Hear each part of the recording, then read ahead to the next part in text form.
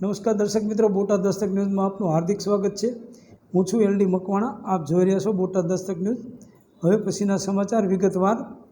ગરડામાં ખેડૂતોના પ્રશ્નો માટે કોંગ્રેસની રેલી, મામલતદારને આવેદનપત્ર સુપ્રત, ખેડૂતોની આવક વધારવા માંગ। ગરડામાં કોંગ્રેસે કૃષક આંદોલન અને અંતર્ગત રેલીનું આયોજન કર્યું। રેલીમાં મોટી સંખ્યામાં કાર્યકરો જોડાયા હતા। કોંગ્રેસના કાર્યકરોએ સૂત્રોચ્ચાર સાથે મામલતદારને આવેદનપત્ર સુપ્રત કર્યું હતું।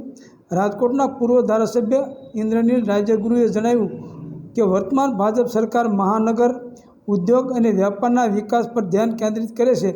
સરકાર હાઈવે ડેવલપમેન્ટ અને રિવરફ્રન્ટ જેવી બિનજરૂરી સુવિધાઓ પાછળ ખર્ચ કરે છે, પરંતુ નગર અને ગામડાના વિકાસ માટે ભંડોળ ફાળવતી નથી। તેમણે વધુમાં જણાવ્યું હતું કે ખેડૂત, ખેતમજૂર સહિત 65% લોકો ટેક્સ ભરે છે, છતાં તેઓ અસુવિધાપૂર્ણ જીવન જીવે છે। કોંગ્રેસે ખેડૂતોની આવક, વ્યાપાર, ઉદ્યોગ જેટલી કરવાની માંગ સાથે મામલતદારને આવેદનપત્ર આપ્યું છે।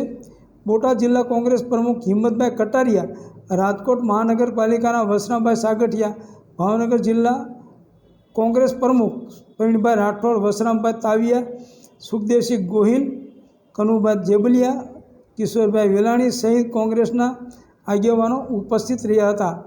બોટાદ દસ્તક ન્યૂઝ, LD મકવાણા, બોટાદ।